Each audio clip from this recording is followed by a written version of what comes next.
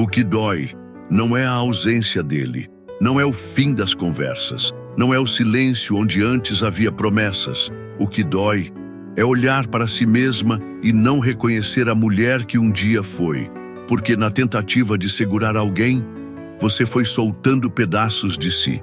E agora, mesmo livre dele, ainda está presa à falta que sente de si mesma. Ela achava que a saudade era dele, que o peso no peito vinha da ausência daquela voz, daquele toque, daquela rotina que eles tinham. Mas aos poucos, percebeu que a dor não vinha do vazio deixado por ele. Vinha do espaço dentro dela que antes estava cheio de quem ela era e que, sem perceber, foi se esvaziando. Quando ele chegou, ela era inteira. Tinha sonhos próprios, planos próprios, um brilho que vinha de dentro. Mas, na ânsia de fazer dar certo, começou a abrir mão de pequenas coisas. Primeiro, deixou de ir a lugares que amava, porque ele não gostava. Depois, passou a mudar a forma como se vestia, como falava, como ria. E no final, já não sabia mais onde terminava ela e começava a versão moldada para caber na vida dele. O amor, quando é saudável, não pede que a gente se diminua, mas ela só entendeu isso tarde demais. E agora, mesmo livre dele, sentia falta da mulher que existia antes de abrir mão de si.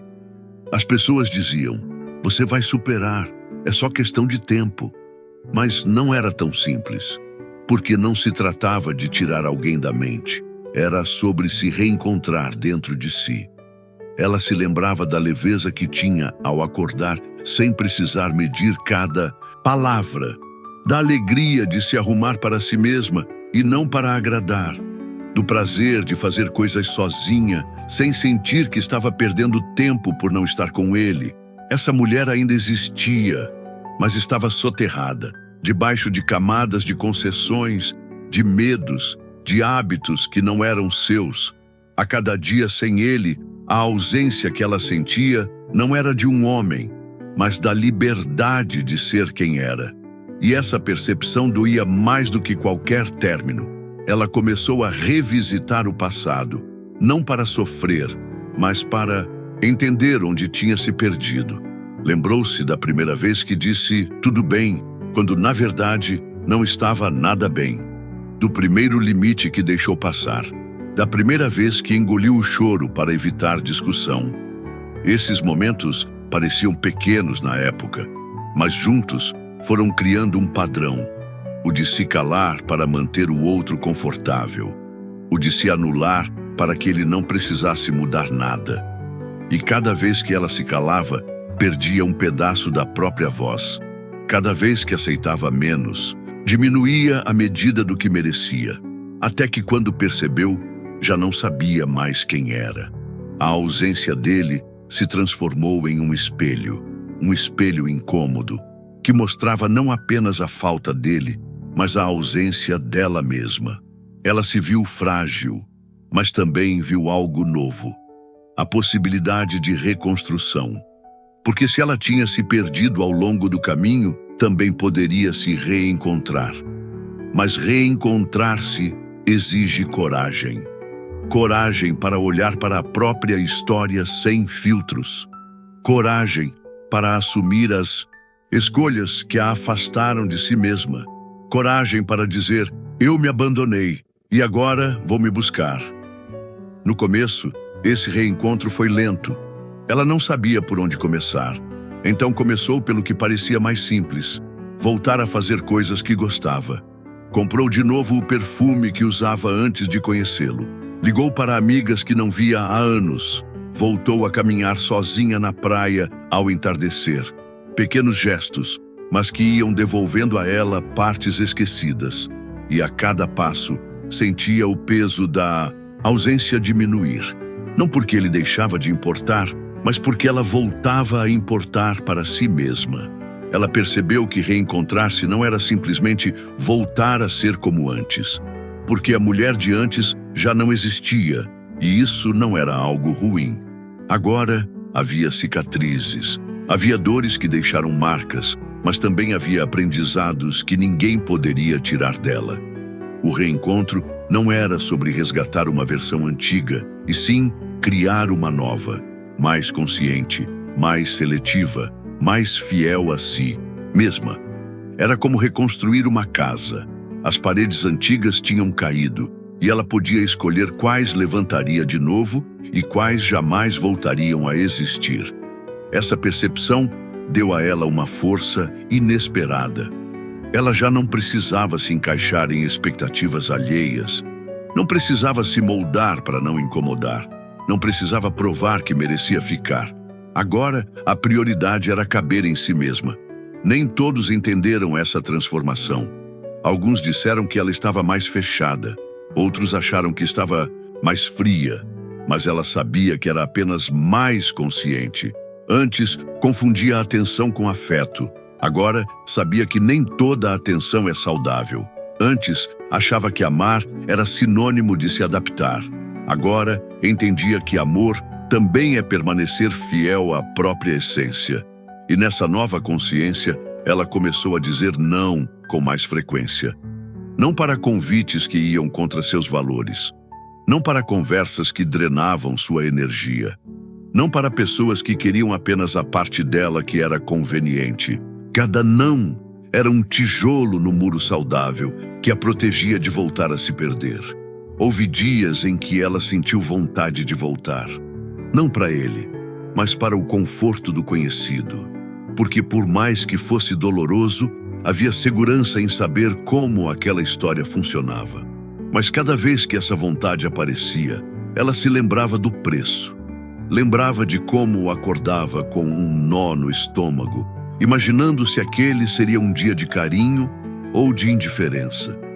Lembrava das promessas vagas, das desculpas repetidas, dos planos sempre adiados. E nessas lembranças encontrava a força para continuar, porque voltar ao que a feriu seria trair todo o esforço que fez para se reencontrar. Aos poucos, ela começou a redescobrir prazeres simples, o sabor do café tomado sem pressa, o cheiro de livro novo, a sensação de caminhar sem destino, apenas por caminhar. Essas pequenas experiências a lembravam de que felicidade não está sempre em grandes acontecimentos, mas na soma dos instantes em que estamos presentes. E estar presente era algo que ela não conseguia quando vivia tentando agradar. Porque a energia dela estava sempre no outro, nunca em si. Agora, ela estava aprendendo a colocar essa energia de volta, onde sempre deveria ter estado. O mais curioso é que, conforme se reconectava consigo mesma, começou a atrair pessoas diferentes. Gente que não se assustava com sua intensidade. Gente que respeitava seus limites. Gente que não pedia para ela se encolher. Essas novas conexões mostravam que havia um mundo inteiro fora do ciclo que ela vivia antes, e que talvez o amor verdadeiro fosse muito mais leve do que ela imaginava. Ela começou a refletir sobre o conceito de falta. Percebeu que a falta só existe quando há um vazio que acreditamos não poder preencher sozinhos. E antes, esse vazio era ela mesma quem criava, deixando de lado coisas que a faziam feliz para dar lugar a ele. Agora, a lógica era outra. Quem viesse, viria para somar, não para preencher. E quem fosse embora, levaria apenas o que trouxe, porque o essencial já estaria seguro dentro dela. Essa mudança não aconteceu sem lágrimas. Houve noites de choro silencioso, de abraçar o travesseiro com força, de se perguntar se estava mesmo no caminho certo. Mas, diferente de antes, agora cada lágrima tinha sentido. Não eram lágrimas de impotência, mas de cura. Era como limpar um ferimento para que ele cicatrizasse direito. Ela sabia que não havia atalhos para esse processo e, estranhamente, começou a aceitar o tempo que ele levaria. Ao revisitar antigas fotos, ela não viu apenas lembranças, viu pistas. Olhou para a própria expressão e percebeu quando começou a se perder. O sorriso foi diminuindo, o olhar foi ficando distante. Essas imagens não eram apenas memórias, eram alertas silenciosos que na época ela ignorou. Agora, eram ferramentas para garantir que não repetiria o mesmo caminho. Ela também percebeu que muitas vezes confundiu amor com apego. O amor liberta, o apego prende. E o que ela sentia na maior parte do tempo era medo de soltar. Medo de que, ao soltar, ficasse com as mãos vazias. Mas o que ela não via era que manter o que a machucava também era ficar com as mãos vazias, apenas ocupadas por algo que não a nutria. A virada veio num dia comum. Estava tomando café quando se deu conta de que não tinha pensado nele desde que acordou. Foi um instante simples, mas que marcou uma transição profunda. A ausência dele já não era o centro da vida dela. Esse pequeno momento trouxe uma sensação de vitória silenciosa. Ela estava se ocupando com a própria vida. E isso, para alguém que já havia se perdido, era o maior dos progressos. A cada dia, ela aprendia a se ouvir mais. Percebia quando precisava descansar, quando precisava de silêncio, quando queria companhia. E, mais importante, aprendia a dar a si mesma o que precisava, sem esperar que viesse de outra pessoa. Esse autocuidado não era egoísmo, mas sobrevivência. Era a forma de garantir que nunca mais se deixaria por último. O reencontro consigo mesma também a fez reavaliar os relacionamentos ao redor. Ela passou a notar padrões que antes aceitava como normais. Pessoas que só apareciam quando precisavam de algo. Conversas que giravam sempre em torno do outro, nunca dela. E aos poucos foi fechando portas. Não para se isolar, mas para proteger a paz que tanto custou conquistar. O que antes era falta, agora era espaço. Um espaço que ela preenchia com livros, música, caminhadas, novas amizades. O silêncio já não era ameaça, mas convite. E estar sozinha já não significava estar solitária. Essa era a maior prova de que ela estava se encontrando. O lugar que antes temia, agora era casa. Quando ele tentou voltar, já era tarde. Não porque ela tivesse encontrado outra pessoa, mas porque tinha encontrado a si mesma. E uma vez que a gente se encontra, não aceita mais se perder por ninguém. Ela ouviu com respeito o que ele tinha a dizer, mas no fundo sabia, não havia mais espaço para ele na vida dela. O que eles tiveram já tinha cumprido seu ciclo e, acima de tudo, já tinha ensinado o que precisava ensinar. Ela percebeu que o verdadeiro amor próprio não é sobre se trancar para o mundo, mas sobre escolher com cuidado quem entra. E que a medida dessa escolha é simples. Se me afasta de quem eu sou, não serve. Se me aproxima de mim, é bem-vindo. Esse critério passou a valer para tudo: relações, trabalho, hábitos, até pensamentos. Ela se tornou curadora da própria vida. E nesse processo foi se tornando também a guardiã da própria paz. Não era sobre apagar o passado, mas sobre usá-lo como mapa. Cada erro era um ponto de referência que indicava para onde não voltar.